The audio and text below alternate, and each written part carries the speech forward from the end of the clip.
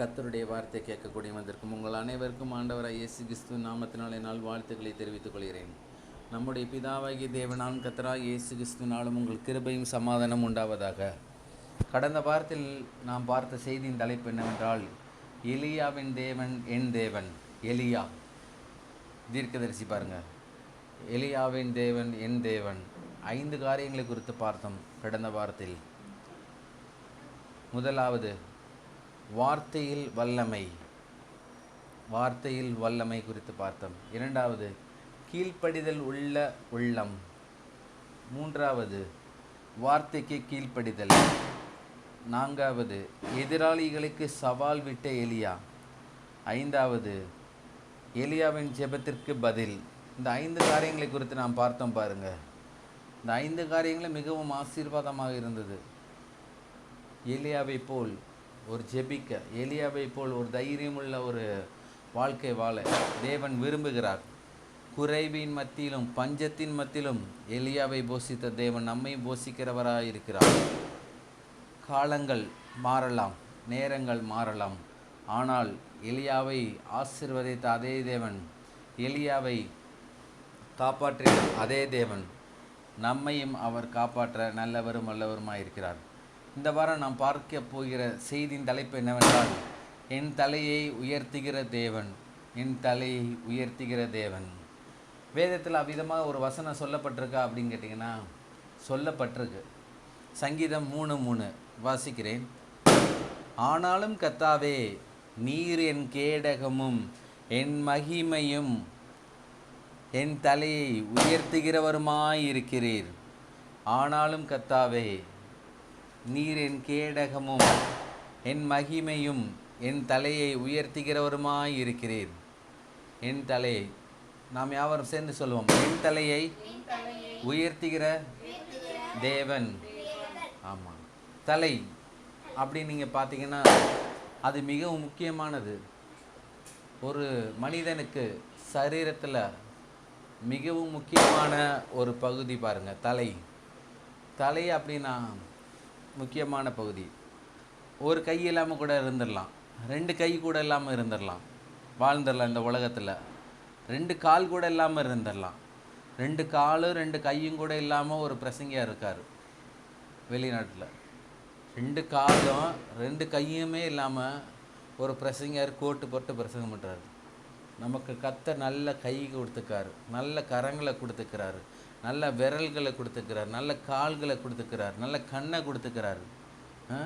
கண்களை மூடி நாம் ஆராதிக்கும்போது ஆவியிலே தேவனுடைய பிரசனத்தை நாம் உணர்கிறவர்களாக இருக்கிறோம். எனவே தான் கண்ணை மூடுங்கன்றது. கண்ணை மூடும் போது தான் ஆவிக்குரிய காரியங்கள் நமக்கு வெளிப்பாடாக கிடைக்கும். ஆவியுள்ள தேவனை நாம் ஆவிக்குரிய ரீதியில் நாம் பார்க்கிறவர்களாக இருக்கிறோம் பாருங்க. 2 கண்ணும் இல்லாமல், 2 கையும் இல்லாமல், 2 காலும் கூட இல்லாமல் இந்த உலகத்தில் இருந்துடலாம், ஆனால் தலை இல்லாமல் இருக்க முடியாது. எனவே தான் தலை ரொம்ப முக்கியம். தலை நீங்கள் பார்த்துக்கிட்டிங்கனாலே ஒரு சரீரத்துக்கு, ஒரு அவயவத்துக்கு மிக முக்கியமான ஒரு உறுப்பாகும். ஏன்னா தலை இல்லாமல் எதுவுமே செயல்படுத்த முடியாது.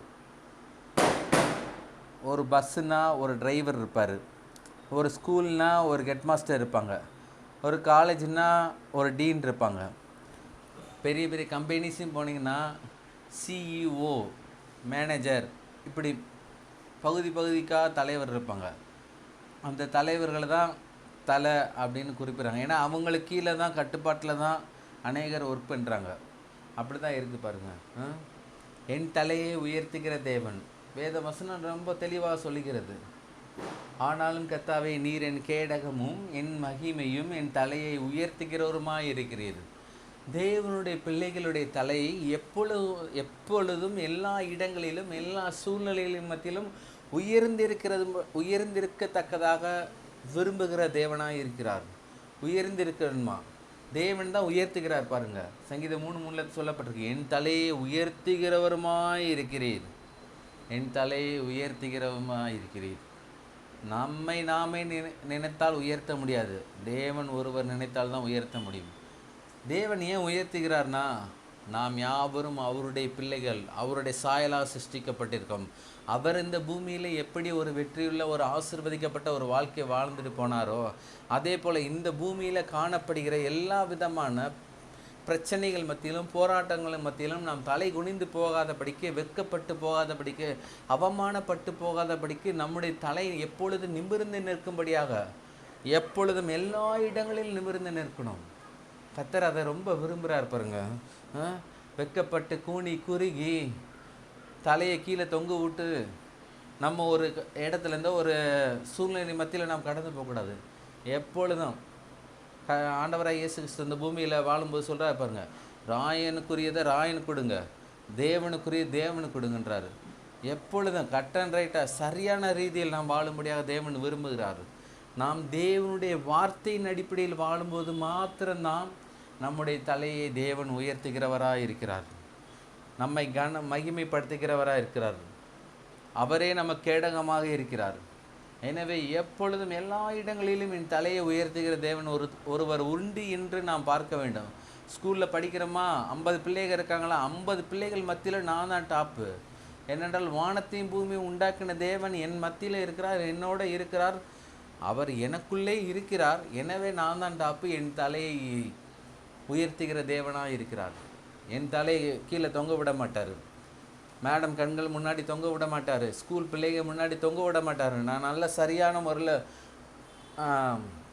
ஹோம்ஒர்க்லாம் முடிச்சுட்டு போவேன். என் ஹேண்ட் ரைட்டிங் நல்லா இருக்கும். அவங்க கொடுத்த ப்ராஜெக்டை சரியான நேரத்தில் நான் செய்வேன். மேடம் சொல்கிற ஒவ்வொரு வார்த்தை கீழ்ப்படிவேன். தேவன் சொல்கிற ஒவ்வொரு வார்த்தை கீழ்ப்படிவேன். எல்லாமே எல்லா ரீதிகளிலும் சூழ்நிலையிலும் சரியான ரீதியில் நாம் காரியங்களை செய்யும்போது நம்முடைய தலை உயர்த்தப்படுகிறதா இருக்கிறது. இப்போ உதாரணத்துக்கு படிக்கிற பிள்ளைகள் நீங்கள் நிறையா பேர் இருக்கீங்க. நீங்கள் ஹோம்ஒர்க்கே செஞ்சுட்டு போகாமல் இருந்துட்டு மேடம் முன்னாடி போய் இருந்து அந்த மேடம் வரக்கூடாதுன்னு வேறு ஜெபம் மட்டும் வேறு போவீங்க. சில பேர், ஆண்டவரே இன்றைக்கி தமிழ் அம்மா வரக்கூடாது, இங்கிலீஷ் அம்மா வரக்கூடாது, கணக்கு அம்மா வரக்கூடாது. ஏன் கணக்கு அம்மா வரக்கூடாதுன்னு ஜெபிக்கிறீங்கன்னா, கணக்கு கொடுத்த அந்த ஹோம்ஒர்க்கை நீங்கள் முடிக்கலை, இதுக்காக ஒரு ஜெபம் வேறு. நீங்கள் சரியான ரீதியில் முடிச்சிருந்தீங்கன்னா அந்த ஜெபமே தேவைப்பட்டிருக்காது. எனவே எப்பொழுதும் நமக்குள்ளே ஒரு பெரிய உணர்வு வரணும். இந்த சிறு வயதிலேயே சாமுவேல் சிறு வயதிலே தேவனோட பேசினார் என்று வேதவசனம் சொல்லுகிறது நமக்கு. இந்த சிறு வயதிலேயே நாம் எப்பொழுதும் தேவனை சார்ந்து தேவனோடு தேவனுக்குள்ளாக நம்ம ஒரு வாழ்க்கை வாழணும். தேவனுடைய வார்த்தை பின்பற்றி நமக்கு மேலே உள்ள அதிகாரிகளாக இருக்கட்டும், பேரண்ட்ஸாக இருக்கட்டும், டீச்சர்ஸ் ஆகட்டும், மேடமாக இருக்கட்டும், அதிகாரத்துக்கு தகுந்த ஆட்களாக இருக்கட்டும், இல்லை பெரியவர்களாக இருக்கட்டும், என்ன சொல்கிறார்கள் நாம் அதை கீழ்ப்படிய வேண்டும். வேதவசனம் நமக்கு தெளிவாக சொல்கிறது, பலியை பார்க்கும் கீழ்ப்படிதலே உத்தமம் என்று. அப்படி செய்யும்போது தான் நம்முடைய தலையை உயர்த்துகிற தேவனாக இருக்கிறார். ஆமாம், சும்மா ஒன்று உயர்த்திட மாட்டார். ஆமாம், பக்குவம் வரணும் நமக்குள்ள. தேவனோடு இசைந்து போகிற ஒரு வாழ்க்கையை வாழும்போது தான் நம்ம தலை உயர்த்தப்படுகிறது. சும்மா தேவனை விட்டுட்டு வாரத்தில் 6 நாளும் உலக பிரகாரமான காரியங்களில் பாவ பழக்க வழக்கங்கள் இருந்துக்கிட்டு, பிசாசின் அடிமைத்தனத்தில் இருந்துக்கிட்டு, பிசாசுக்கு ஒத்த வேலையை செஞ்சுட்டு 7ஆம் நாள் ஓய்வு நாளில் தேவனுடைய பிரசன்னத்தில் நிற்கும்போது தேவன் நம் தலையை உயர்த்துவாரா? இல்லை. எப்பொழுதும் எல்லா இடங்களிலும் தேவனோடு இருந்து தேவனுக்குள்ளாக இருந்து நாம் காரியங்களை செய்யும்போது என் தலையை தேவன் உயர்த்துகிறவராக இருக்கிறார். அதாவது உயர்த்துகிறவராக இருக்கிறார் என்னன்னா மேன்மையாக வைத்திருக்கிறார். கர்த்தர் உன்னை மென்மேல ஆசீர்வதிப்பார்னு சொல்லியிருக்குல்ல, அதே போல் மேன்மையாக வைப்பார், மகிமையாக வைப்பார், கனம் பொருந்திய ஒரு தலையாக வைப்பார். அதாவது நமக்கு கீழே வேலை செய்ய ஆட்களை கர்த்தர் செயல்படுத்துகிறவராக இருக்கிறார், அனுப்புகிறவராக இருக்கிறார். எப்பொழுதும் நமக்குள்ளே ஒரு யோசனை உண்டாகணும், நான் தலையாக இருப்பேன், நான் தான் தலை. இன்றைக்கி அநேக பேர் சொல்லிக்கிட்டு இருக்காங்க, அந்த தலை இந்த தலை எந்த தலை, ஒரே தலை, அது நான் தான். என் தலையை உயர்த்த தேவனை விரும்புகிறாரு. ஆனால் தேவனுக்குள்ளாக நாம் இருக்கிறோமா? தேவனுடைய சத்தத்துக்கு நாம் கீழ்ப்படுகிறோமா? தேவனுடைய தன்மைகளுக்கு நாம் இசைந்து இருக்கிறோமா? தேவனுடைய சாயலுக்கு ஒப்பாக்கப்பட்டிருக்கிற நாம் தேவனை போலவே சிந்திக்கிறவர்களாக இருக்கிறோமா? அவருடைய எண்ணங்கள் நமக்குள்ளாக இருக்கிறதா? அவருடைய வார்த்தைகள் நமக்குள்ளாக இருக்கிறதா? அவரை போல் நாம் ஜெபிக்கிறோமா? ராம் முழுவதும் ஜெபிச்சார். வேதவசனம் சொல்லுகிறது. இயேசு கிறிஸ்து மலைகளில், காடுகளில், மழை பெய்கிற நேரத்துலையும், வெயில் அடிக்கிற காலகட்டங்களில் இந்த 3.5 வருடங்கள் அவர் நடந்து திரிந்தாருங்க. இன்றைக்கி நாம் பைக்கில் போகிறோம், ஃப்ளைட்டில் போகிறோம், காரில் போகிறோம் ஊழியத்துக்கு. ஆனால் வானத்தை பூமி உண்டாக்கின தேவன் நடந்து திரிந்தார். எதற்காக? மனிதன் வாழ்வடையும்படி, மனிதன் நித்திய ஆக்கினைக்கு உட்படாதபடிக்கு நித்தியமான பரலோகத்துக்கு செல்லும்படியாக. எனவே தான் நாம் தேவனைப் போல் தேவனுடைய தன்மைகள் நமக்குள்ளாக இருக்கணும். கர்த்தர் நம்மளை உயர்த்தணும், கர்த்தர் நம்மளை ஆசீர்வதிக்கணும். என் தலையை உயர்த்தணும்னா நாம் கர்த்தரை போன்று நாம் ஆள வேண்டும் என்று தேவன் விரும்புகிறார். தேவனுடைய விருப்பம் நம்முடைய விருப்பமாக இருக்கும்போது தான் நம்முடைய தலையை அவர் உயர்த்துகிறவராக இருக்கிறார். வேதத்தில் ஒரு குறிப்பிட்ட இடத்துல சொல்லப்பட்டிருப்பாருங்க, ஒரு மனிதனுடைய தலையை உயர்த்தின தேவன். வாசிப்போம். ஆதியாகமம் 40:1-14. ஆதியாகமம் 40:1-14. இது நிறைய பேருக்கு தெரிந்த ஒரு பகுதி தான். இருந்தால் நாம் இந்த 14 வசனங்களை வாசிக்கும்போது நமக்குள்ளாக ஒரு பெரிய விசுவாசம் உண்டாகும். வாசிப்போம். ஆதியாகமம் 40:1-14. இது ஒரு பெரிய சம்பவம். பார்வோனுடைய காலகட்டங்களில் பார்வோனுக்கு முன்பாக நடந்திருக்கு. யோசேப்பு அந்த இடத்துல இருந்திருக்கிறாரு. வாசிப்போம். இந்த நடபடிகளுக்கு பின்பு எகிப்து ராஜாவுக்கும் பானபாத்திரக்காரனும் சுயம்பாகியும் எகிப்து ராஜாவாகிய தங்கள் ஆண்டவனுக்கு குற்றம் செய்தார்கள். பார்வோன் தன் பானபத்திரக்காரரின் தலைவனும் சுயம்பாகிகளின் தலைவனும் ஆகிய இவ்விரண்டு பிரதானிகள் மேலும் கடுங்கோபம் கொண்டு அவர்களை யோசேப்பு வைக்கப்பட்டிருந்த இடமும் தலையாரிகளின் அதிபதியும் வீடுமாகிய சிறைச்சாலையிலே காவல் பண்ணுவித்தான். தலையாரிகளின் அதிபதியும் அவர்களை விசாரிக்கும்படி யோசேப்பின் வசத்தில் ஒப்புவித்தான். அவன் அவர்களை விசாரித்து வந்தான். அவர்கள் அநேக நாள் காவலில் இருந்தார்கள். எகிப்து ராஜாவுக்கு பானபத்திரக்காரனும் சுயம்பாகியுமாகிய அவ்விரண்டு பேரும் சிறைச்சாலையில் இருக்கும்போது ஒரே ராத்திரியில் வெவ்வேறு பொருள் கொண்ட சொப்பனம் கண்டார்கள். காலமே யோசேப்பு அவர்களிடத்தில் போய் அவர்களை பார்க்கும்போது அவர்கள் கலங்கி இருந்தார்கள். அப்பொழுது அவன் தன் எஜமானுடைய வீட்டில் தன்னோட காவல் பண்ணப்பட்டிருந்த பார்வோனுடைய பிரதானிகளை நோக்கி, உங்கள் முகங்கள் இன்று துக்கமாய் இருக்கிறது என்ன என்று கேட்டான். அதற்கு அவர்கள், சொப்பனம் கண்டோம், அதற்கு அர்த்தம் சொல்லுகிறவன் ஒருவனும் இல்லை என்றார்கள். அதற்கு யோசேப்பு, சொப்பனத்துக்கு அர்த்தம் சொல்லுதல் தேவனுக்குரியதல்லவா? அவைகளை என்னிடத்தில் சொல்லுங்கள் என்றான். அப்பொழுது பானபாத்திரக்காரரின் தலைவன் யோசேப்பை நோக்கி, என் சொப்பனத்திலே ஒரு திராட்சை செடி எனக்கு முன்பாக இருக்க கண்டேன். அந்த திராட்சை செடியில் 3 கொடிகள் இருந்தது. அது துளிர்க்கிறதா இருந்தது. அதில் பூக்கள் மலர்ந்திருந்தது. அதன் குலைகள் பழுத்த பழங்களாயிருந்தது. பார்வோனுடைய பாத்திரம் என் கைகளிலே இருந்தது. நான் அந்த பழங்களை பறித்து அவைகளிலே பார்வோனுடைய பாத்திரத்திலே பிழிந்து அந்த பாத்திரத்தை பார்வோனுடைய கையிலே கொடுத்தேன் என்று தன் சொப்பனத்தை சொன்னான். அதற்கு யோசேப்பு, அந்த 3 கொடிகளும் 3 நாளாம். 3 நாளைக்குள்ளே பார்வோன் உன் தலையை உயர்த்தி உன்னை மறுபடியும் உன் நிலையிலே நிறுத்துவார். முன்னே அவருக்கு பானம் கொடுத்து வந்த வழக்கத்தின்படி பார்வோனின் பாத்திரத்தையும் அவர் கையிலே கொடுப்பாய். இதுதான் அதன் அர்த்தம் என்று சொன்னதும் அன்றி, நீர் வாழ்வடைந்திருக்கும் போது என்னை நினைத்து என்மேல் தயவு வைத்து என் காரியத்தை பார்வோனுக்கு அறிவித்து இந்த இடத்திலிருந்து என்னை விடுதலை ஆக்க வேண்டும் என்றான். பாருங்களேன், இதில் தெளிவாக சொல்லப்பட்டிருப்பாருங்க. 13ஆம் வசனம் சொல்லப்பட்டிருப்பாருங்க. உன் தலையை உயர்த்தி, பார்வோன் உன் தலையை உயர்த்தி. சிறைச்சாலையில் இருந்த ஒரு மனிதனுக்கு யோசேப்பு சொப்பனத்தின் வெளிப்பாடுகளை சொல்லுகிறார். அதான் இந்த கதையோட அம்சமே. சொப்பனங்கள் காண்பது மிக முக்கியமல்ல, மிக முக்கியம் கூட. ஆனால் அந்த சொப்பனங்களுக்கு விளக்கம் நமக்கு தெரிய வேண்டும். கனவுகளுக்கு விளக்கம் தெரிய வேண்டும். அதை தான் நான் சொன்னேன் ஏற்கனவே. கனவுகள் நிறைவேறுமா நிறைவேறப்படாதா என்று நாம் ஒரு சத்தியத்தில் பார்த்தோம் கடந்த பல வாரங்களுக்கு முன்பதாக. எப்பொழுதுமே சொப்பனங்கள் தேவனுடைய வார்த்தைக்கு ஒத்து இருக்கும்போது, தேவனுடைய வார்த்தையின் அடிப்படையில் இருக்கும்போது அது நிறைவேறப்படுகிறதா இருக்கிறது. மனிதனுடைய சிந்தையில் தோன்றுகிற சொப்பனங்கள் தேவனுடைய வார்த்தைக்கு விரோதமாக இருந்தால் அது தேவனால் கொடுக்கப்பட்ட சொப்பனங்கள் அல்ல. இதில் சொல்லப்பட்டிருக்கு பாருங்க, 13 சொல்லப்பட்டிருக்கு, உன் தலையை உயர்த்தி. நான் சொல்கிறேன், அந்த பார்வோனுடைய பானபத்திரக்காரனுடைய தலையை உயர்த்தின தேவன் உங்களையும் உயர்த்த அவர் நல்லவராக இருக்கிறார். எப்பொழுதுமே என் தலை உயர்த்தப்பட்டிருக்கணும். யோசிக்கணும், தியானிக்கணும். வேத வசனங்களை நாம் தியானிக்க அதிலிருந்து நாம் கர்த்தர் நல்லவர் என்கின்ற ஒரு மிகப்பெரிய சத்தியத்தை நாம் கற்றுக்கொள்ளும்போது, ஆசீர்வாதங்களை நாம் பெற்றுக்கொள்ளும்போது, வெளிப்பாடுகள் நமக்கு எளிதாக கிடைக்கிறது. ஜெபத்திற்கு முன்பதாக தேவனுடைய வாக்குத்தத்தங்களின் வெளிப்பாடுகள் நமக்கு கிடைக்கும்போது, தேவனுடைய பிரசன்னம் நமக்குள்ளாக வரும்போது, எல்லா சொப்பனங்களுக்கும் பதில் நமக்கு கிடைக்கும். இதில் சொல்லப்பட்டிருக்கு பார்த்தீங்களா, தலையை உயர்த்தி தலையை உயர்த்தி. அன்னைக்கு அந்த காலகட்டத்தில் பார்வோனுடைய பானபாத்திரக்காரனின் தலையை உயர்த்தின தேவன் இன்று நம் தலையை உயர்த்துகிறவராக இருக்கிறார். நம் தலையை உயர்த்துகிறவராக இருக்கிறார். என் தலையை உயர்த்துகிற தேவன் என்று நாம் பார்த்து வருகிறோம். தலையை உயர்த்துவார். தலையை தாழ்த்தி போடுவது தேவனுக்கு பிரியமல்ல. தலையை உயர்த்துவதுதான் தேவனுடைய சித்தமாக இருக்கிறது, தேவனுடைய திட்டமாக இருக்கிறது, தேவனுக்கு பிரியமாக இருக்கிறது. நெஞ்சு நிமிர்த்தி தலையை நாம் உயர்த்துகிறவர்களாக இருக்க வேண்டும். கர்த்தர் அதில் மிகவும் பிரியப்படுகிறவராக இருக்கிறார். வாசிப்போம் சங்கீதம் 27:6. சங்கீதம் 27:6. 27:6 வாசிக்கிறேன். இப்பொழுதும் என் தலையை சுற்றிலும் இருக்கிற என் சத்துருக்களுக்கு மேலாக உயர்த்தப்படும். அது நிமித்தம் அவருடைய கூடாரத்தில் நான் ஆனந்த பலிகளை இட்டு கர்த்தரை பாடி அவரை கீர்த்தனம் பண்ணுவேன். இப்பொழுதும் என் தலை என்னை சுற்றிலும் இருக்கிற என் சத்துருக்களுக்கு மேலாக உயர்த்தப்படும். உங்களுடைய தலையையும் கர்த்தர் உயர்த்த விரும்புகிறார். எதன் மத்தியில்?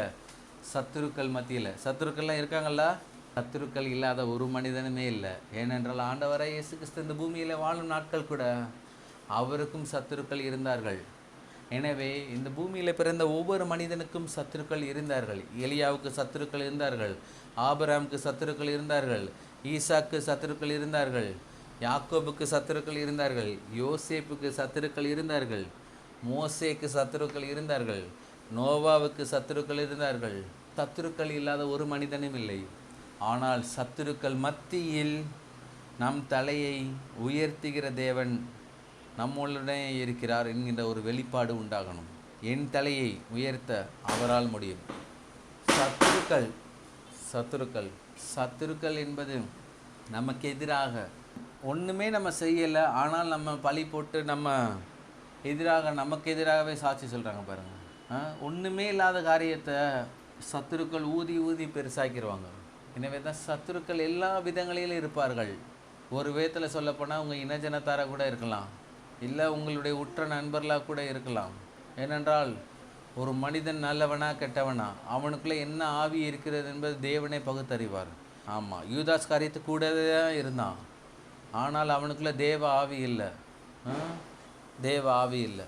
தேவ ஆவி பெற்ற மனிதன் தேவனை போல சிந்திக்கிறான். எனவே யூதாஸ் காரியத்துக்குள்ளே தேவ ஆவி இல்லை. எனவே தான் எப்பொழுதும் எல்லா நேரங்களிலும் நம்முடைய சத்துருக்களை குறித்து நாம் ரொம்ப கவனமாக இருக்கும்படியாக தேவன் விரும்புகிறார். எல்லா சத்துருக்கள் மத்தியிலும் இந்த வாரம் முழுவதும் நாம் ஜெபிக்கிற ஒரே ஜெபம் அதான், என் தலையை உயர்த்துகிற தேவன். எதன் மத்தியில் உயர்த்துகிறார்? சத்துருக்கள் மத்தியில் உயர்த்துகிற தேவன். நம்முடைய தலையை அவர் அலங்காரமான கிரீடங்களாய் அவர் முடிசூட்டுகிறவராக இருக்கிறார். மகிமையும் கேடத்தையும் அவர் நம்ம கொடுக்கிறவராக இருக்கிறார். வார்த்தைகளை சொல்லிக்கிட்டே இருக்கணும். ஏதோ சபைக்கு வந்தோம், 1 மணி நேரம் பாட்டு படித்தோம், காணிக்கையை போட்டோம், வசனத்தை கேட்டோம், போனோம் என்று மாத்திரமல்லாமல் கேட்கிற வசனங்கள், கேட்கப்படுகின்ற வசனங்கள் ஒவ்வொரு வாரமும் நாம் தியானிக்கணும். எனவே தான் ஒவ்வொரு வாரமும் நம்ம ஒரு தலைப்பு எடுக்கிறோம். கடந்த வாரம் நாம் என்ன தலைப்படுத்தோம்? எலியாவின் தேவன் நம் தேவன் என்று. அதை குறித்து அந்த வாரம் முழுவதும் தியானிச்சிருக்கணும். பாடல் மூலமாக நீங்கள் தியானிக்கலாம், பிரசங்கம் மூலமாக நீங்கள் தியானிக்கலாம், ஜெபத்தில் நீங்கள் தியானிக்கலாம், தனிப்பட்ட ரீதியில் நீங்கள் தியானிக்கலாம், பஸ்ஸில் போகும்போது நீங்கள் தியானிக்கலாம். எலியாவின் தேவன் நம் தேவன். எலியா என்னென்ன அற்புதம் பண்ணார், என்னென்ன அதிசயங்கள் பண்ணார். தேசத்துக்கு விரோதமாகவே எலியாவினால் அற்புதங்கள் செயல்பட முடிஞ்சது. வானத்தின் மலையை நிப்பாட்டின முடிஞ்சு. அதே போல் நாம் தியானிக்கணும்.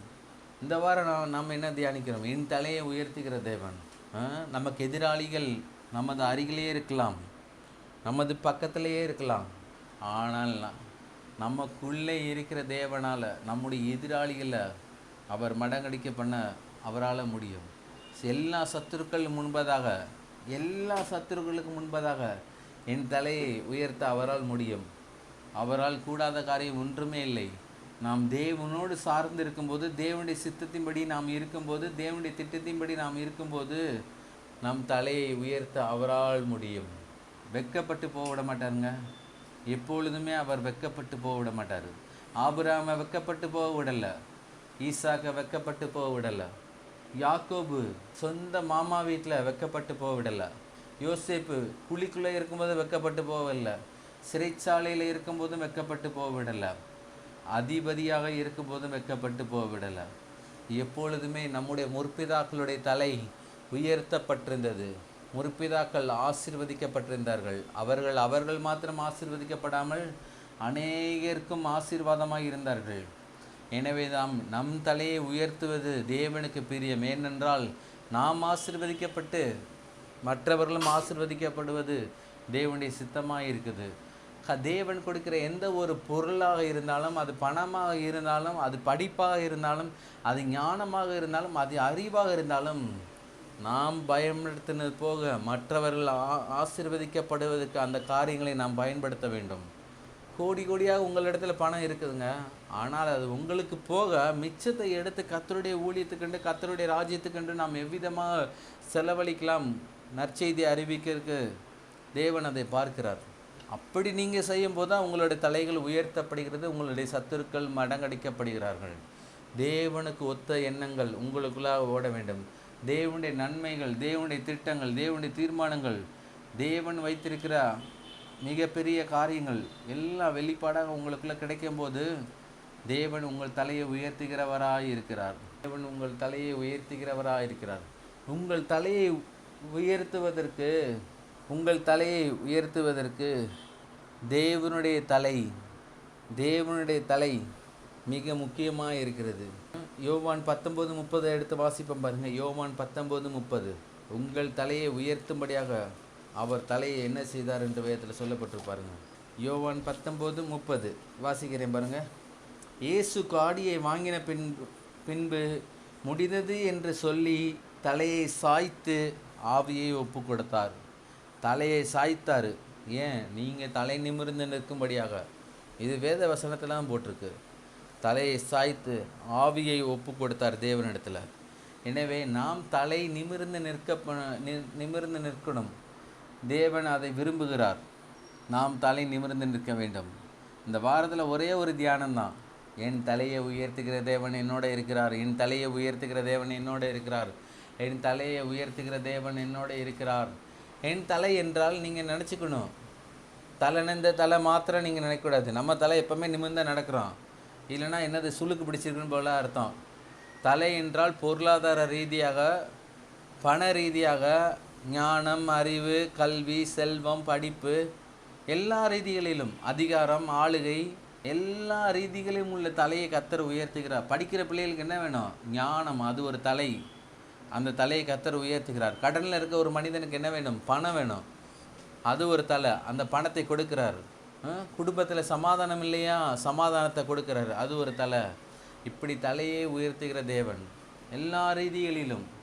இதில் சொல்லப்படுங்க பாருங்கள், தலையை சாய்த்து ஆவியை ஒப்பு கொடுத்தார். நீங்கள் தலை நிமிர்ந்து நிற்கணும். எப்பொழுதும் நெஞ்சை நிமிர்த்தி தோலை உயர்த்தி தலை நிமிர்ந்து நிற்கணும். காரியங்கள்னு வரும்போது மாறுதலாக இருக்கிறதா? கர்த்தர் மாறுதலை மாற்றக்கூடிய வல்லமை அவரிடத்தில் என்று இருக்கிறது என்று நீங்கள் புரிந்து வாழ்க்கையை நடப்பிக்க நீங்கள் வேண்டும்படியாக தேவன் விரும்புகிறார். ஆதியாகமம் 3:15 வாசிப்போம் பாருங்கள். ஆதியாகமம் 3:15. உனக்கும் ஸ்திரீக்கும் உன் வித்துக்கும் அவள் வித்துக்கும் பகை உண்டாக்குவேன். அவர் உன் தலையை நசுக்குவார். போட்டிருக்க அதில் வேதத்தில் பிசாசோட தலை நசுக்கப்பட்டது. ஏன்? நம்முடைய தலை நிமிர்ந்து நிற்கும்படியாக தேவன் அதை விரும்புகிறவராக இருக்கிறார். பிசாசின் தலையை நசுக்கிட்டாருங்க தேவன். இன்றைக்கி பிசாசு இருக்குது. சாதாரண பூச்சிக்கெலாம் பயப்படக்கூடாது. பிசாசை எதிர்த்து நிற்கும்படியாக வேத வசனம் சொல்லுது. பிசாசுக்கு எதிர்த்து நில்லுங்கள், அப்பொழுது அவன் உங்களை விட்டு ஓடி போவான்ட்டு. சாதாரண ஒரு ஈக்கு, ஒரு கொசுக்கு, ஒரு பூச்சிக்கு போய் பயந்துட்டு இருந்தால் என்றைக்கு பிசாசு எதிர்த்து நிற்கிறது? சின்ன சின்ன காரியங்கள் நாம் பயப்படாமல் இருக்கும்போது தான் பெரிய காரியங்களை நாம் எதிர்த்து நிற்கக்கூடிய ஒரு திராணியை கர்த்தர் நம்ம கொடுக்குறாரு. இதுக்கு உதாரணம் வேறு யாரும் இல்லைங்க, தாவீது தாங்க. தாவீது வனாந்தரத்தில் ஆடுகளை மேய்த்து கொண்டிருக்கும்போது தன்னுடைய ஆடுகளை பறித்து கொள்ளும்படியாக வந்த எல்லா மிருக ஜீவனங்களையும் அவன் சாகடித்தான். அப்புறம்தான் ஒரு பெரிய அரக்கன் வந்தான், கோலியாத்து. அவன் பார்க்கும்போது ஒரு மிருகமாக தான் பார்த்தான். கோலியாத்தை ஒரு இராணுவ போர் வீர தளபதியாக பார்க்கல, அவன் சாதாரண ஒரு மிருகமாக தான் பார்த்தான். உங்களுக்குள்ளே இருக்கிற காரியங்களை தான் உங்களை பெரிய லெவலில் உருவாக்குகிறது என்பதை நீங்கள் தெரிந்து கொள்ளணும். எப்பொழுதுமே அதை நாம் புரிந்து கொள்ளணும். பிசாசின் காரியங்கள் முற்றுமாய், பிசாசின் காரியங்கள் எல்லாம் தோற்கடிக்கப்பட்டது. அவன் தலை நசுக்கப்பட்டவனாக இருக்கிறான். பாருங்களேன், இதில் ரொம்ப தெளிவாக சொல்லப்பட்டிருக்கு பாருங்கள். அவர் உன் தலையை நசுக்குவார். நசுக்கிட்டானே என்னது? ஆரம்பத்தில் என்ன சொன்னேன் நான்? நசுக்கிட்ட தலை தான் முக்கியம் ஒரு சரீரத்துக்கு. 2 கை இல்லாமல் இருந்தலாம், 2 கால் இல்லாமல் இருந்தலாம், 2 கண்ணு கூட இல்லாமல் இருந்தலாம். ஆனால் தலை இல்லாமல் வாழ முடியுமா? செத்த பணம் என்று சொல்லுவார்கள், டெட் பாடி. எனவே தான் பிசாசின் தலை நசுக்கப்பட்டது. ஏனென்றால் உங்கள் தலை நிமிர்ந்து நிற்க தேவன் விரும்புகிறார். சும்மா போய் ஒரு சில இடங்களில் நாம் அதிகாரிகள் மத்தியில் கூனி குறுகி நிற்கக்கூடாது. வானத்தை பூமி உண்டாக்கின தேவன், அண்ட சராசரங்களை உருவாக்கின தேவன் உங்களுக்குள்ளாகவே இருக்கிறார். நாம் தைரியமாக எதிர்கொண்டு காரியங்களை நாம் ஜெயமாய் செய்து முடிக்க வேண்டும். எப்பொழுதுமே அதான். ஒரு சாதாரண மேடத்துக்கு முன்னாடி போய் நின்றால் அதான், ஒரு அதிகாரிகளுக்கு முன்பாக போய் நின்றால் அதான். கரெக்டாக நீங்கள் எல்லா ரீதிகளிலும் இருக்கணும், சரியான ரீதியில் நீங்கள் இருக்கணும். கர்த்தர் அதை விரும்புகிறார். யாருக்காகவும் நீங்கள் பதில் சொல்ல தேவையில்லை. சரியான நேரத்தில் வீட்டு வாடகை கொடுத்துக்கணும், சரியான நேரத்தில் கரண்ட் பில்லுக்கு காசு கொடுத்துக்கணும், தண்ணி பில் காசு கொடுத்துக்கணும், இன்சூரன்ஸ் போட்டிருக்கணும். பைக் வச்சுருக்கவங்களாம் இன்சூரன்ஸ் இல்லைன்னா இன்சூரன்ஸ் போட்டிருக்கணும். ஸ்கூல் ஃபீஸை சரியான நேரத்தில் கட்டணும், வேன் ஃபீஸை சரியான நேரத்தில் கட்டணும். எல்லா விதமான பண புழக்கங்களில் நீங்கள் சரியான முறையில் கையாளுவீர்கள் என்றால் நீங்கள் யாருக்கு முன்பதாக தலை குனியே தேவையில்லை. எப்பொழுதுமே நாம் சரியாக இருக்க வேண்டும். பணம்னு வரும்போது நாம் யாருக்கெல்லாம் கொடுக்கணுமோ கொடுத்து முடிச்சுட்டு நாம் நெஞ்சு நிமிர்த்தி தேவன் என்னோட இருக்கிறார், என் தலையை உயர்த்துகிற தேவன் எனக்குள்ளே இருக்கிறார் என்று நாம் நிற்கும்போது அவர்கள் நமக்கு மரியாதை கொடுக்கறலாம் இருப்பார்கள். எப்பொழுதுமே அதான். ஃபீஸா டேம் ஃபீஸா சரியான முறையில் கட்டணும். பணம் இல்லாத என்ற சூழ்நிலையில் வரும்போது பணத்தை கொடுக்கிற தேவனை நாம் கண்ணோக்கி பார்க்க வேண்டும். அதான் நம்ம படித்தோம் பாருங்கள். நான் வரன்றிடு முன் வாய்க்காலை நிரப்புகிற தேவன். ஆமாம், எப்பொழுதுமே அதான். பேதுரு படகுல ஒரு மீன் கூட இல்லை. ஆனால் தேவனுடைய வார்த்தையின்படி பேதுரு கீழ்ப்படிந்ததினால திரளான படகுகளை பிடித்தான். எப்பொழுதுமே அதான். வானத்திலிருந்து மன்னாவை பொழிய பண்ண தேவன். இஸ்ரவேல் ஜனங்கள் இறைச்சியை கேட்டபோது வனாந்தரத்தில் காடைகளை அடித்து குவித்த தேவன். இதெல்லாம் அற்புதமான தேவன், அற்புதமான காரியங்களை உங்களை வழி நடத்துகிறார். ஏனென்றால் உங்கள் தலை எப்பொழுதும் கூனி குறுகி போகக்கூடாத படிக்கு அற்புதமான ரீதிகளில் வழி நடத்துகிறார். எனவே நீங்கள் எல்லா ரீதிகளிலும் எல்லா சூழ்நிலைகளிலும் மத்தியிலும் கூட நீங்கள் என்ன செய்ய வேண்டும்? தலை நிமிர்ந்து நடக்க பண்ண வேண்டும். பணம்னு வரும்போது ஆண்டவருக்கு பிரியமில்லாத காரியங்கள், தேவனுடைய வார்த்தைக்கு பிரியமில்லாத காரியங்களை நாம் எதுவும் செயல்படுத்தக்கூடாது. வேத வசனங்கள், வேத வார்த்தைகள், வாக்கு தத்தங்கள் என்ன நமக்கு சொல்லுகிறதோ, நமக்கு போதிக்கிறதோ அதன்படி நாம் செய்யும்போது மாத்திரமே நம் தலை நிமிர்ந்து நிற்க பண்ண முடியும். நம் தலையை நிமிர்ந்து நிற்க பண்ண தேவன் விரும்புகிறார். ஆனால் நாம் அவர் விரும்புவதை காட்டிலும் நாமும் விரும்ப வேண்டும். அவர் விரும்பினது மாத்திரம் நம்முடைய வாழ்க்கையில் நடக்குமா கேட்டால் நடக்காது. ஏனென்றால் நாமும் விரும்பும்போது மாத்திரம்தான் காரியங்கள் கைகூடி வரப்பண்ணப்படும். எனவே தான் நம் தலையை உயர்த்துகிற தேவன் நம்மளுடைய இருக்கிறார். எனவே எல்லா ரீதிகளிலும் பிசாசின் தலை நசுக்கப்பட்டது என்கின்ற ஒரு ஞான உணர்வு உங்களுக்குள்ள வரும்போது உங்களுடைய ஜெபங்களுக்கும் உங்களுடைய உபவாசங்களுக்கும் பதில் சீக்கிரமாய் வருகிறது. எனவே எப்பொழுதும் ஜெபத்திலே பிசாசை உயர்த்தி பேசக்கூடாது. அவன் தலை நசுக்கப்பட்டவன், அவன் செத்து போனவன், அவன் ஒரு டெட் பாடி. ஆனால் நாம் ஜீவனுள்ள தேவனை உயர்த்தும் போது, அவரை கனம் பண்ணும்போது, அவரை மகிமைப்படுத்தும் போது, அவரை உயர்த்தும் போது, ஸ்தோத்திர பலி இடும்போது நமக்கு எல்லா ஜெபங்களுக்கும் பதில் எளிதாக கிடைக்கிறது. எனவே தான் வேத வசனத்தை சொல்லப்பட்டிருப்பாருங்க. உபாகம் 33:20 காத்துக்கு விஸ்தாலமான இடத்தை கொடுக்கிறவர் ஸ்தோத்தரிக்கப்படத்தக்கவர். எப்பொழுதுமே நாம் ஜெபத்தில் என்ன செய்யணும்னா, ஆண்டவரே அதைத்தார் இதைத்தார் இதைத்தார் அதைத்தாருன்னு கேட்க தேவையில்ல. ஆண்டவரே நீர் என ஒரு டைம் நம்ம கேட்கணும். மற்ற எல்லா நேரங்களும் நம்ம என்ன சொல்லணும்? ஆண்டவரே நீர் இந்த பொருளை கொடுத்ததுக்காக நன்றி, இந்த பண தேவைகளை சந்தித்ததுக்காக நன்றி, இந்த சுகத்தை கொடுத்ததுக்காக நன்றி, இந்த ஆரோக்கியத்தை கொடுத்ததுக்காக நன்றி, இந்த பாதுகாப்பை கொடுத்ததுக்காக நன்றி. இப்படி நாம் சொல்லணும். என்னுடைய உள்ளத்தை நீ பரிசுத்தப்படுத்தினதுக்காக நன்றி. ஏனென்றால் நம்ம எப்போதுமே கொஸ்டினை ஆண்டவர்கிட்ட வைக்கக்கூடாது, பதிலை தான் ஆண்டவர்கிட்ட சொல்லணும். எல்லாத்தையும் எனக்கு ஆண்டவரே ₹1,00,000 தேவையா, ₹1,00,000 நீ கொடுத்தக்கா நன்றி சொல்லணும். நீங்கள் நன்றிகள் எவ்வளோக்கு எவ்வளோ சொல்கிறீர்களோ அவ்வளோக்கு எவ்வளோ பதில்கள் உங்களுக்கு சீக்கிரமாக வருகிறது. ஆண்டவரே தாரும் தாரும் தாருன்னு கேட்கக்கூடாது. பரலோகத்தில் அவர் என்ன சொல்கிறாரு, எல்லாம் முடிந்தது, எல்லாம் உங்கள்கிட்ட தான்ப்பா இருக்குது. பரலோகத்துலேருந்து பணத்தை அச்சிட்டு உங்களுக்கு கொடுக்க முடியாது, இந்த பூலோகத்தில் தான் அடிக்கணும். நீங்கள் இந்தியாவில் இருக்கனால இந்தியா கவர்மெண்ட்டை அச்சடித்த நோட்டு தான் உங்களுக்கு செல்லும். பரலோகத்துலேருந்து அச்சடித்தா அது பரலோக வங்கின்னு தான் போட்டிருக்கோம். எனவே இந்த பூலோகத்தில் நீங்கள் இருக்கிறனால ரிசர்வ் பேங்க் ஆஃப் இந்தியான்னு ஒரு தாள் தான் உங்களுக்கு செல்லுபடியாகும். எனவே எப்பொழுதும் நாம் புரிந்து கொள்ள வேண்டும், ஜெபத்தில் பிசாசு தலை நெசுக்கப்பட்ட ஒரு மனிதன் என்று, ஒரு ஆவி என்று, ஒரு செத்துப்போனவன் என்று உங்களுடைய உள்ளத்தில் ஆழமாக பதிந்திருக்கணும். அப்பொழுது தான் ஜெபத்திற்கு பதில் வரும். எனவே பிசாசை சில பேர் உயிரோடு வச்சுக்கிட்டே ஜெபிக்கிறார்கள். அதுக்கு அந்த மாதிரி ஜெபத்திற்கு பதில் கிடைக்கவில்லை. ஜெபிச்சு வச்சுட்டு போவோம், கர்த்தர் எப்பொழுது என் ஜெபத்தை கேட்பாரோ அப்பொழுது பதில் கொடுக்கட்டும் அப்படின்னு நிறைய பேர் ஜெபிச்சு வச்சுட்டு போகிறாங்க. அப்படி இல்லைங்க.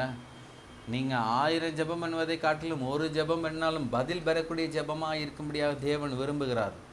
எனவே தான் பதில் பெறக்கூடிய ஜெபத்தை நீங்கள் செய்யணும். ஏனென்றால் பிசாசின் தலை நசுக்கப்பட்டது, உங்கள் தலை உயர்த்தப்பட்டது. நீங்கள் தேவ சமூகத்தில் போகும்போது, தேவனுடைய பிரசன்னத்தில் போகும்போது, தேவனுடைய பிள்ளைகளாக, அதிகாரம் உள்ளவர்களாக, ஆளுகை நிறைந்தவர்களாக, அன்புள்ளவர்களாக நீங்கள் கடந்து செல்லுங்கள். அப்படி செல்லும்போது உங்களுடைய ஜெபத்திற்கு எளிதாக பதில் கிடைக்கிறது. தேவன் அதை விரும்புகிறவராக இருக்கிறார். உங்கள் தலையை உயர்த்த தேவன் அதை விரும்புகிறவராக இருக்கிறார். வாசிப்போம். யோவான் 13:9. யோவான் 13:9. யோவான் 13:9 வாசிக்கிறேன். அதற்கு சீமோன் பேதுரு, ஆண்டவரே, என் கால்களை மாத்திரமல்ல, என் தலைகளையும் என் கைகளையும் என் தலையையும் கூட கழுவ வேண்டும் என்றான். அதற்கு சீமோன் பேதுரு, ஆண்டவரே, என் கால்களை மாத்திரமல்ல, என் கைகளையும் என் தலையையும் கூட கழுவ வேண்டும் என்றான். பாருங்கள், இந்த சம்பவம் உங்கள் எல்லாத்துக்கும் தெரிந்திருக்கு. தேவன் இந்த பூமியிலே ஆண்டவராய் இயேசு கிறிஸ்துவாக வாழும் நாட்களில், இந்த பூமியில் நமக்காக மனித அவதாரம் எடுத்து வாழ்ந்த நாட்களில் ஒவ்வொரு சீடர்களுடைய கால்களை கழுவுகிறாரு. அதுக்கு பேதுரு சொல்கிறாரு, என் கால்களை மட்டும் கழுவாதிரும், என் கைகளையும் கழுவும், என் தலையையும் கூட கழுவ வேண்டும் என்றான். தலையையும் கூட. தலையை கழுவுறது நல்லது தான். ஏனென்றால் தலையில் பிற்போக்கான எண்ணங்கள், தலையில் தேவனுடைய சித்தத்துக்கு திட்டத்துக்கு விரோதமான எண்ணங்கள், இந்த பூமியில் தேவன் வைத்திருக்கிற ஒரு வெற்றியுள்ள வாழ்க்கைக்கு விரோதமான எண்ணங்கள், சிந்தனைகள், போர்க்களமான காரியங்கள், அவிஸ்வாசம், தேவனுக்கு பிரியமில்லாத காரியங்கள் எல்லாம் நடந்துக்கிட்டு இருக்கு பாருங்க. எனவே நாமும் கூட சொல்லணும், கர்த்தராகிய இயேசு கிறிஸ்துவே, என் தலையையும் கூட நீர் கழுவுங்க ஆண்டவரே, பரிசுத்தப்படுத்துங்க ஆண்டவரே. ஏனென்றால் தலையில் தான் எண்ணங்கள், சிந்தனைகள் எல்லாம் ஓடிக்கிட்டு இருக்கு. நம்முடைய மாம்சீகமான அறிவு எல்லாம் ஓடிக்கிட்டு இருக்கு. ஆனால் தேவனுடைய திட்டத்தின்படி நாம் வாழ வேண்டும். தேவனுடைய திட்டத்தின்படி வாழ வேண்டும். கர்த்தர் அதை விரும்புகிறவராக இருக்கிறார்.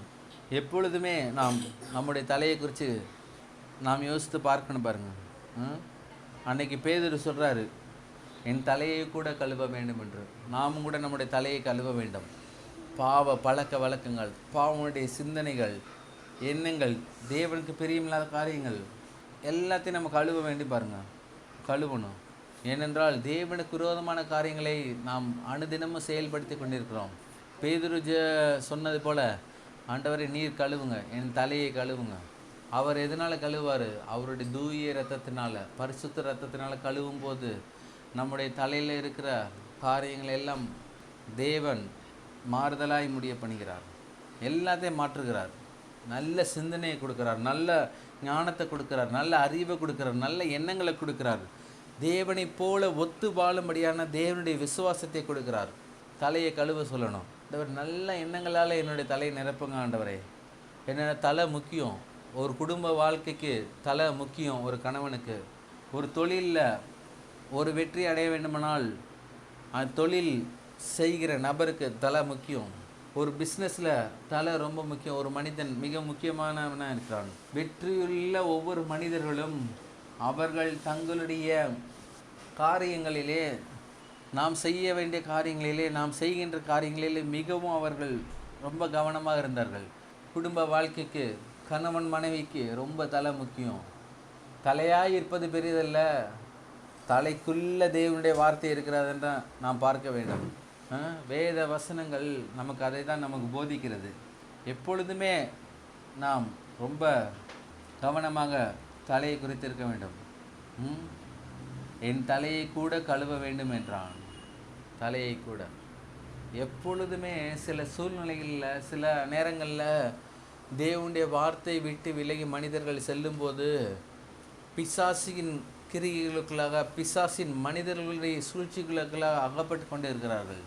எனவே தான் நாம் நம்முடைய தலையை ரொம்ப கவனிக்க வேண்டும். என் தலையை உயர்த்துகிற தேவன் நம்மளோட இருக்கிறார், எப்பொழுதுமே கவனிக்க வேண்டும். வேத வசனம் சொல்லுகிறது, உபாகம் 28:14 சொல்லப்பட்டிருப்பாருங்க. உபாகம் 28:14 என் தலையை உயர்த்துகிற தேவன் என்கின்ற தலைப்பிங்கில் நாம் பார்த்து வருகிறோம். என் தலையை உயர்த்துகிற தேவன், அவர் உயர்த்தாமல் ஒரு மனிதனும் ஒரு வெற்றியுள்ள ஒரு வாழ்க்கையை வாழ முடியாது. 28:14 சொல்லப்பட்டிருப்பாருங்க.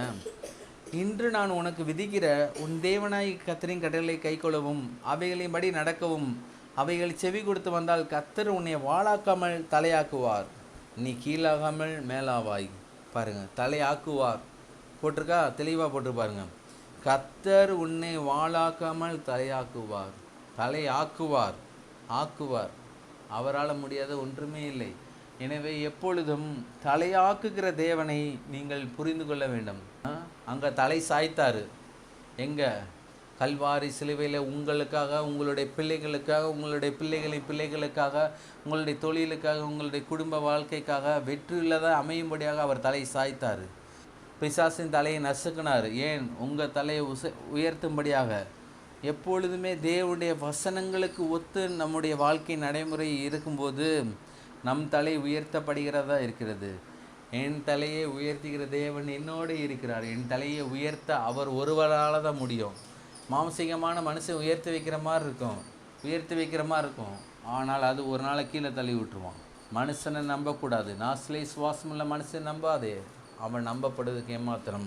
வானத்தையும் பூமியை உண்டாக்கின தேவன், அவருடைய ஜீவ சுவாசம் உங்களுக்குள்ளே இருக்கும்போது, ஜீவனுள்ள தேவன் உங்களுக்குள்ளே இருக்கும்போது காரியங்களை கர்த்தர் உங்களுக்கு சமாதானமாய் முடிய பண்ணுகிறார். இந்த வாரம் முழுவதும் நீங்கள் தியானிக்கணும். என் தலையை உயர்த்துகிற என் தேவன். பிரச்சனைகள், போராட்டங்கள், நிர்பந்தமான காரியங்கள் எல்லாம் வரலாம். சோர்வுகள், பலவீனங்கள், சரீரத்தில் உபாயங்கள் எல்லாம் வரலாம்.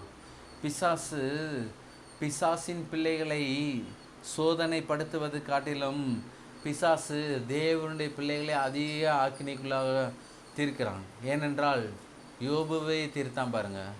யோபுக்கு இருந்த எல்லா உடைமைகளும், எல்லா பொருளாதாரங்களும், எல்லா பிள்ளைகளையும் இழந்து போனான். ஆனால் யோபு தேவனுடைய வார்த்தை நம்பி இருந்து தேவனுடைய திட்டத்தின்படி அவன் 2ஆம் விசையாக தேவனுடைய நன்மைகளை பெற்றுக்கொண்டான். எனவே எவ்வளவு போராட்டங்கள், எவ்வளவு நிர்பந்தமான காரியங்கள், எவ்வளவு அலக்கழிப்புகள், சமாதானம் இல்லாத காரியங்கள் வந்தாலும் நாம் தேவனுடைய வார்த்தை விட்டு விலகக்கூடாது. கல்வாரி சிலுவை நாம் நோக்கி பார்த்து, கல்வாரி சிலுவையின் மூலமாக நமக்கு உண்டான ரட்சிப்பை நாம் நோக்கி பார்த்து, சிலுவையின் மூலமாக உண்டான எல்லா ஆசீர்வாதங்களையும் பார்த்து நாம் ஒரு வெற்றியில் ஒரு வாழ்க்கை வாழும்படியாக தேவன் விரும்புகிறார். எப்பொழுதுமே நமக்குள்ளே உண்டு, அது ஓடிக்கிட்டே இருக்கணும் பாருங்கள். பிசாசின் தலை நசுக்கப்பட்டது, தேவனுடைய தலையை அவர் சாய்த்தார். நம்முடைய தலையை தேவனுடைய தூய இரத்தத்தினால் நாம் கழுவ வேண்டும். அப்பொழுதுதான் நம்முடைய தலை உயர்ந்திருக்கும். நம்முடைய தலையை உயர்த்துகிற தேவன். யோசேப்பின் தலையை உயர்த்தினாருங்க, தாவீதின் தலையை உயர்த்தினார். உங்களுடைய தலையை உயர்த்துவது ஏமாத்திரம். நான் சொல்கிறேன், குழிக்குள்ளே கடந்த, சிறைச்சாலைக்குள்ளே கடந்த யோசேப்பின் தலையை உயர்த்தி பார்வனுக்கு அப்பனாக, எகிப்து தேசம் முழுமைக்கு அதிபதியாக வைத்தார் என்றால் உங்களுடைய வாழ்க்கையில் காணப்படுகிற பிரச்சனைகள், போராட்டங்கள் ஏமாத்திரம். தாவீது சிறு வயதிலே அபிஷேகம் பண்ணப்பட்டான், தேவனால் தெரிந்து கொள்ளப்பட்ட மனுஷன். ஆனால் கர்த்தர் சொன்ன காலம் அளவும் உயர்த்தும் அளவும் தேவனுடைய சித்தத்தின்படி அடங்கி இருந்தான். வேத வசனம் தெளிவாக சொல்லுகிறது, அவர் உங்களை உயர்த்தும்படி அவருடைய பலத்த கரத்துக்குள்ளே அடங்கியிருங்கள். தேவன் உயர்த்தும் போது தான் நீங்கள் மென்மேலும் வெற்றியுள்ள ஒரு ஆசீர்வதிக்கப்பட்ட சிறப்பான வாழ்க்கையை வாழ முடியும் என்பதை தெரிந்து கொள்ளுங்கள். தாவீது சுய புத்தியின் மேல் சார்ந்து, சுய பலத்தின் மேல் சார்ந்து ராஜாவாகவில்லை. ராஜாவாக அபிஷேகம் சிறு வயதிலே பண்ணப்பட்டாலும் தேவனால் தெரிந்து கொள்ளப்பட்ட நாட்களும் காலங்களும் வருமளவும் தேவன் தன்னை உயர்த்த வேண்டும் என்று காத்திருந்தார். எனவே காத்திருக்கிறவர்கள் ஒவ்வொருவரும் வெட்கப்பட்டு போவதில்லை. அவர்கள் கழுகுக்கு சமானமாக கழுகை போல உயர்ந்து பறக்கிறவர்களாக இருக்கிறார்கள். காத்திருக்கிற நாட்கள் அநேக நாட்களாக இருக்கலாம். ஆனால் பறக்கும்போது யாரும் எட்டி பிடிக்க முடியாத ரீதியில், யாரும் தொட முடியாத ரீதியில் கர்த்தர் உங்கள் ஒவ்வொருவரையும் கழுகை போல உயர பண்ணுகிறார். உங்களுடைய வாழ்க்கையை நீங்கள் எவ்வளோ தூரம் உயர்வீங்க நீங்கள் நினச்சி பார்க்கணுமா? கழுகை பாருங்கள். ஆகாயத்தில் கழுகு எல்லா பறவைகளை காட்டிலும், இன்னும் சொல்ல போனால் ஃப்ளைட்டு போகிற தூரத்தை காட்டிலும் அதிகமான தூரத்தில் கழுகு பறக்கும். யாரும் எட்டி பிடிக்க முடியாது. அது எத்தனையோ ஆயிரக்கணக்கான அடிகளில் பறக்குது. அது ஜீவியத்தோடு பறக்குது, வெற்றியில் தான் பறக்கிறது. எனவே நீங்கள் ஒவ்வொருவரும் கழுகை போல உயர்வீர்கள் என்று கர்த்தர் சொல்கிறார். காக்காவை போல இல்லை. காக்கா 10 அடியில் பறக்கும், கையை வச்சு காக்கா பிடிச்சிடலாம். கழுகு யோசிக்கணும். ஜபத்தில் போகும்போது, தேவ பிரசன்னத்தில் போகும்போது, நான் ஒரு கழுகு, தேவன் என்னை உயர்த்தி வைத்துக்கிறான்ற ஒரு சித்தத்தோடு ஒரு திட்டத்தோடு நான் போக வேண்டும். இந்த வாரம் முழுவதும் என் தலையை உயர்த்துகிற தேவன் என்னோட இருக்கிறார். என் தலையை எவ்வளோ தூரம் உயர்த்துவார்? உயர்த்துகிற தேவன் என்னோட இருக்கிறார் என்பது உண்மைதான். எவ்வளோ தூரம் உயர்த்துவார் என்றால் கழுகை போல உயர்த்துவார். உயர்ந்து உங்களுடைய சட்டைகளை பறந்து அடிக்கிற காலங்கள் வெகு சீக்கிரமாக இருக்கிறது. யாரும் எட்டி பிடிக்க முடியாது. ஒருவேளை இப்பொழுது 15,000 ரேங்க் எடுக்கலாம், 10,000 ரேங்க் எடுக்கலாம். நீங்கள் முதல் ரேங்க் எடுக்கணும். யாரும் எட்டி பிடிக்க முடியாது. உங்கள் பக்கத்தில் யாரும் வர முடியாது. இன்றைக்கி 7,000 ரேங்க் எடுக்கலாம், 8,000 ரேங்க் எடுக்கலாம்.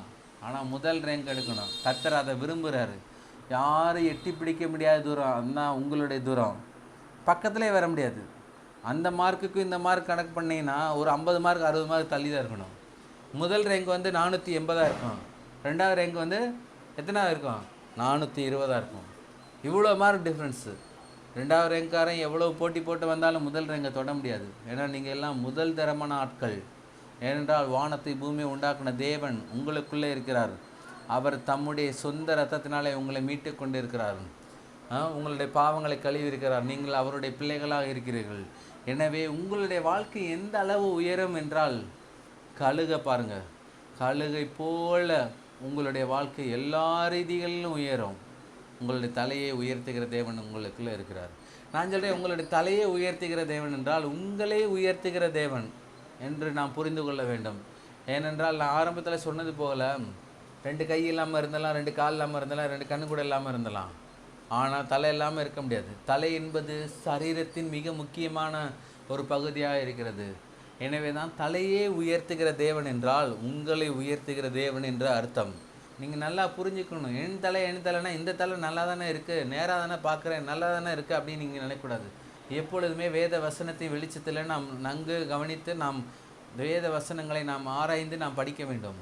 உங்களை உயர்த்துகிற தேவன் உங்களை எந்த அளவுக்கு உயர்த்துவார்? கழுகை போல உயர்த்துகிற தேவன் உங்களுக்குள்ளே இருக்கிறார்.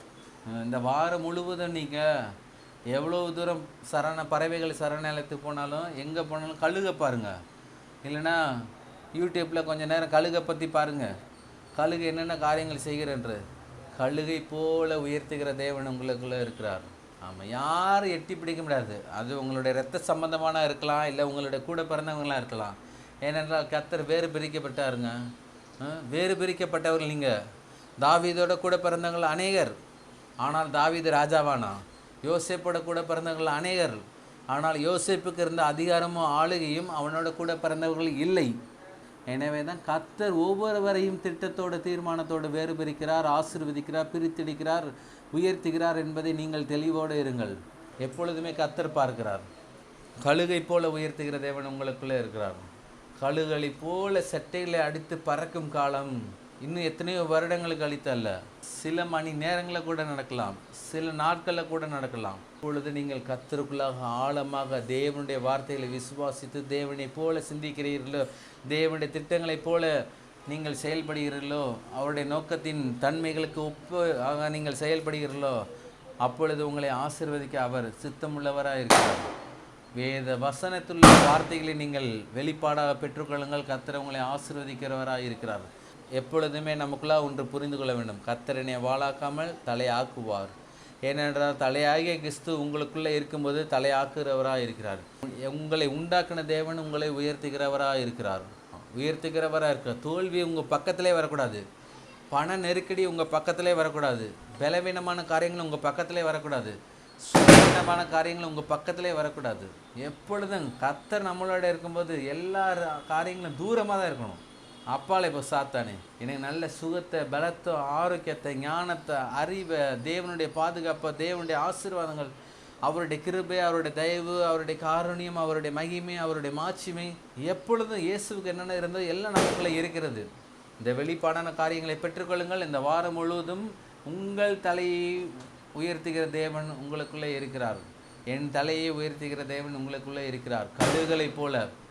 கழுகை போல இந்த வாரம் முழுவதும் ஒன்று தியானிங்க. கழுகை போல என்னை கர்த்தர் உயர்த்துவார், கழுகை போல என்னை உயர்த்துவார். வசனத்தை சொல்லிக்கிட்டே இருங்க. வாழாக்காமல் தலையாக்குவார், நான் கீழாகாமல் மேலாவேன், நான் பட்டணத்திலும் ஆசீர்வதிக்கப்பட்டிருப்பேன், நான் போகையிலும் ஆசீர்வதிக்கப்பட்டிருப்பேன். வசனங்களை நீங்கள் எவ்வளோக்கு எவ்வளோ சொல்கிறீங்களோ அந்த வார்த்தையின் வெளிச்சம் உங்களுடைய வாழ்க்கையில் ஒரு நாளாய் பெரிய வெளிப்பாடாய் கிடைக்கும். அதை வார்த்தைகளை கர்த்தர் உங்களுடைய வாழ்க்கையில் நிச்சயம் நிறைவேற்றுகிறவராக இருக்கிறார். அவர் அனுப்பின காரியமாய் வாய்க்கும். அவருடைய வார்த்தைகள் ஒன்றும் ஒளிந்து போவதும் இல்லை. எப்பொழுதும் வார்த்தை குறித்த வெளிப்பாடு, சிலுவை குறித்த வெளிப்பாடு, கல்வாரி சிலுவையில் ஆண்டவராய் இயேசு கிறிஸ்து பட்ட பாடுகள் எல்லாவற்றையும் குறித்த ஒரு வெளிப்பாடு, கழுகை போல ஒரு வெளிப்பாடு உங்களுக்குள்ளே இருக்கும்போது கர்த்தர் உங்களை ஆசீர்வதிக்க அவர் மென்மேலும் ஆசைப்படுகிறவராக இருக்கிறார், ஆசீர்வதிக்க விரும்புகிறவராக இருக்கிறார். எந்த தேவைகளாக இருக்கலாம், எல்லா தேவைகளின் மத்தியிலும் அவர் உங்களை ஆசீர்வதிக்க விரும்புகிறவராக இருக்கிறார். நாம் யாவரும் எழுந்திருப்போம். நாம் யாவரும் எழுந்திருந்து கழுகு உயர பறக்கிற உங்கள் தலையை உயர்த்துகிற தேவன் உங்களுக்குள்ளே இருக்கிறார். இந்த ஒரு வெளிச்சம் உங்களுக்குள்ளாக இருக்கட்டும். பொழுதுமே கர்த்தர் அதை பார்க்கிறார். கண்களை மூடி கழுகை பாருங்க. கழுகை உயர பறக்க பண்ணுகிற தேவன் உங்களுக்குள்ளே இருக்கிறார். கழுகு சூழ்நிலையை பார்த்து பயப்படாது. காற்று எவ்வளோ ஃபோர்ஸாக அடிக்குது, மழை எவ்வளோ பெய்யுது, வெயில் எவ்வளோ அடிக்குது, குளிர் எவ்வளோ அடிக்குது, எல்லா சூழ்நிலைகளுக்கும் அப்பாற்பட்டு இதில் ஒரு வெற்றியில் ஒரு வாழ்க்கை வாழ்கிறது. உயர பறக்க பறக்க பறக்க உங்களுடைய வாழ்க்கை அப்படி தான். எந்த விதமான பிரச்சனைகள் இருந்தாலும் கர்த்தர் மாற்றுவார். அவரால் மாற்ற முடியாத காரியங்கள் ஒன்றுமே இல்லை. வேத வசனம் இவ்விதமாக தெளிவாக கூறுகிறது, தேவனாலே கூடாத காரியம் ஒன்றுமே இல்லை என்று. தேவனால் எல்லாம் கூடும். உள்ளத்தின் ஆழத்திலிருந்து இந்த கேட்ட சத்தியத்துக்காக இருதயத்தின் ஆழத்திலிருந்து நீங்கள் நன்றிகளை செலுத்துங்க. கழுகை போல என் தலையை உயர பண்ணுகிற தேவன், நீர் என்னோட இருக்கிறீர் ஆண்டவரே, ஸ்தோத்திரம். தேவன் பேசின வார்த்தைகளுக்காக நீங்கள் ஜெபம் பண்ணுங்க. கர்த்தர் உங்களோடு பேசுகிறார். போன வாரம் எலியாவின் தேவன் என் தேவன் என்று பேசினார். இந்த வாரம் கர்த்தர் என் தலையை உயர்த்துகிற தேவன் என்று பேசுகிறார். பானபாத்திரக்காரனுடைய தலையை உயர்த்தின தேவன் உங்களுடைய தலையை உயர்த்துவார். பிசாசின் தலை நசுக்கப்பட்டது, உங்களுடைய தலை உயர்த்தப்படும்படியாக அவர் தலை சாய்த்தார். ஏனென்றால் இங்கு தலை நிமிர்ந்து நடக்கும்படியாக. பேதுருவை போல நம் தலையையும் கழுவ வேண்டும் தேவனுடைய துயர் திரு இரத்தத்தினால. ஏனென்றால் எல்லா விதமான பிற்போக்கான எண்ணங்கள் மாறி முற்போக்கான எண்ணங்கள் நம்முடைய தலையில் உண்டாகணும். ஆவியில் எண்ணங்களில் சிந்தனைகளில் உண்டாகணும். கர்த்தர் அதை விரும்புகிறவராக இருக்கிறார். வாளாகாமல் தலையாகுகிறது. வாளாகாமல் தோல்வி இல்லை, வெற்றி தான், தலை தான். எந்த அதிகாரிகள் முன்னிலையிலும் நீங்கள் நெஞ்சு நிமிர்த்தி அதிகாரத்தோடு நீங்கள் நிற்க வேண்டும் என்று தேவன் விரும்புகிறார். ரீதியில் நம்ம பெர்ஃபெக்டாக இருக்கணும். தாசு தலை நசுக்கப்பட்டவன் என்கின்ற ஒரு பெரிய வெளிப்பாடு உங்களுக்குள்ளாக கிடைக்கணும். ஏனென்றால் அவர் உன் தலையை நசுக்குவார் என்று சொல்லப்பட்டிருக்கு. அதில் ஆதியாமத்தில் கடைசி நீங்கள் மத்திய மார்க்குள்ளுக்கு யோவான் புஸ்தகத்தில் வாசித்தீங்கன்னா அவர் தலையை நசுக்கிட்டார். எங்கே நசுக்கினார்? கல்வாரி சிலுவையில் பாதாளத்தில் நசுக்கிட்டார். எங்கள் அன்பின் பரலோகப்பிதாவே குமாரனான இயேசுவின் நாமத்தில் அன்பின் சமூகத்தில் வரி ரொம்ப ஆசீர்வதிக்கப்பட்ட இந்த நல்ல நேரத்துக்காக ஸ்தோத்திரம். கர்த்தாவே ஸ்தோத்திரம் ஆண்டவரே. கர்த்தாவே இந்த கேட்ட சத்தியங்களுக்காக ஸ்தோத்திரம். என் தலையை என் தேவன் உயர பண்ணுகிறார் என்று நாங்கள் வேதத்திலேருந்து பல பகுதியில் எடுத்து வாசித்தோம் ஆண்டவரே. கர்த்தாவே வேத வசனங்களில் கொடுக்கப்பட்ட ஒவ்வொரு வார்த்தைகளும் எங்களுடைய உள்ளத்தின் இருதயத்தின் ஆழத்தில் நாங்கள் விதைக்கிறோம் ஆண்டவரே. இந்த வார்த்தைகள் எங்களுக்கு 30, 60, 100ஆக பலன் கொடுக்கிறபடியால் ஸ்தோத்திரம் ஆண்டவரே. இந்த கேட்ட சத்தியங்கள் ஒவ்வொன்று காரியங்களையும் எங்களுடைய ஆவியில் நாங்கள் விதைக்கிறோம்ப்பா. கர்த்தாவே ஸ்தோத்திரம் ஆண்டவரே. தாவீதை கர்த்தாவே உயர்த்தி வைத்த தேவன், யோசேப்பை உயர்த்தி வைத்த தேவன், கர்த்தாவே எங்களை நீர் உயர்த்தி வைக்கிறபடியாலும் ஸ்தோத்திரம். ஏனென்றால் தாவீதுக்கும் யோசேப்புக்கும் நீர்தான் ஆண்டவரே ஆண்டவர், எங்களுக்கும் நீர்தான் ஆண்டவர் ஆண்டவரே. கர்த்தாவே ஸ்தோத்திரம். நாங்கள் எவ்வளோ தூரம் உயர பண்ணுகிறோம் என்றால், உயர பண்ண நீர் விரும்புகிறீர் என்றால், ஒரு கழுகை போல உயர பறக்க நீர் எங்களுக்கு முன்பாக காரியங்களை வைத்திருக்கபடியால் ஸ்தோத்திரம் ஆண்டவரே. கர்த்தாவே ஸ்தோத்திரம். இயேசுவின் நாமத்தில் நாங்கள் ஜெபிக்கிறோம்பா. உயர பறக்கணும் ஆண்டவரே. கர்த்தாவே எல்லா ரீதியிலும் நாங்கள் உயர பறக்கணும்பா. கர்த்தாவே நீர் விரும்புகிறீர் ஆண்டவரே. நீர் விரும்புகிற காரியத்தை நாங்கள் செயல்படுத்தணும்பா. கர்த்தாவே என் தலையை என் தேவன் உயர பண்ணுகிறார் என்று நாங்கள் கர்த்தாவே பார்த்துருக்கோம்பா. எங்கள் ஒவ்வொன்றும் கர்த்தாவே எங்களுக்கு இன்னும் அதிக வெளிப்பாடுகள் கிடைக்க உதவி செய்கிறாங்க. ஏனென்றால் நாங்கள் இந்த உலகத்தில் இருக்கிறோம். அநேக போராட்டங்கள், சத்துருக்கள், இவைகளுக்கு முன்பதாக எங்கள் தலையை நீர் உயர பண்ணுகிற தேவன், உயர்த்தி வைக்கிற தேவன் நீர் ஆண்டவரே. கர்த்தாவே இந்த வசனங்கள் ஒவ்வொன்றும் எங்களுடைய வாழ்க்கையில், குடும்பத்தில் பலிக்கும்படியாக நாங்கள் ஜெபிக்கிறோம். தொழிலில் பலிக்கும்பதாக, ஊழியத்தில் பலிக்கும்படியாக நாங்கள் ஜெபிக்கிறோம் ஆண்டவரே. கர்த்தாவே ஸ்தோத்திரம். ஏனென்றால் எப்பொழுதும் எல்லா இடங்களிலும் வெற்றி சிறக்க பண்ணுகிற தேவன் எங்களுக்குள்ளாக இருந்து எங்களை உயர பண்ணுகிறார் என்கின்ற வெளிப்பாடு எங்களுக்குள்ளே இருக்கிறபடியால் ஸ்தோத்திரம் ஆண்டவரே. இந்த வாரம் முழுவதும் உம்முடைய பிள்ளைகள் கர்த்தாவே இவர்கள் தலையை நீர் உயர்த்தி வைக்க பண்ணுகிறபடியால் ஸ்தோத்திரம். வெட்கப்பட்டு போவதில்லை ஆண்டவரே, துக்கப்பட்டு போவதில்லை, மன முடிவு அறிந்த போவதில்லை ஆண்டவரே. கர்த்தாவே ஸ்தோத்திரம் ஆண்டவரே. கர்த்தாவே இவர்களுடைய தலையை உயர்த்துகிற தேவன் ஜீவனுள்ளவராக இருக்கிறபடியால் ஸ்தோத்திரம். ஆசீர்வதிங்கப்பா. கர்த்தாவே உம்முடைய பிள்ளைகள் கலந்து கொண்டு உம்முடைய பிள்ளைகளை நாங்கள் ஆசீர்வதிக்கிறோம். அவர்கள் கர்த்தாவே எந்தெந்த நோக்கத்தோடு எந்தெந்த தேவைகளோடு வந்தார்கள் என்பதை நீர் அறிவீர் ஆண்டவரே. அந்தந்த தேவையில் அந்தந்த குடும்பங்களில் நீர் சந்திக்கும்படியாக நாங்கள் ஜெபிக்கிறோம்பா. இயற்கைக்கு அப்பாற்பெற்ற அபாரமான பொருளாதார தேவைகள், பண தேவைகள், ஆரோக்கியத்தின் தேவைகள், பாதுகாப்பின் தேவைகளை நாங்கள் கட்டவிழ்க்கிறோம் ஆண்டவரே. கர்த்தாவே நீர் ஒருவரே அவர்களுக்கு தலைவராக மீட்பராக இருந்து வழி நடத்தி குறைவுகளை நிறைவாக்கும்படியாக நாங்கள் ஜெபிக்கிறோம். தேவ நன்மைகள் அவர்களை சூழ்ந்து கொள்வதாக நசரேயனாகிய இயேசு கிறிஸ்துவின் நாமத்தினாலே நாங்கள் ஆசீர்வதிக்கிறோம். இயேசு கிறிஸ்துவின் நாம் ஜெபிக்கிறோம் ஜீவனுள்ள நல்ல பிதாவே. என் ஆத்துமாவை கர்த்தரை ஸ்தோத்திரி, என் முழு உள்ளமையோட பரிசுத்த நாம் ஸ்தோத்திரி. என் ஆத்துமாவை கர்த்தரை ஸ்தோத்திரி, கர்த்தர் செய்து சகல உபகாரங்களை என்றும் மறவாதே. ஆமேன். கர்த்தர் உங்களை ஆசீர்வதிப்பாராக. ஆமேன், ஆமேன், ஆமேன்.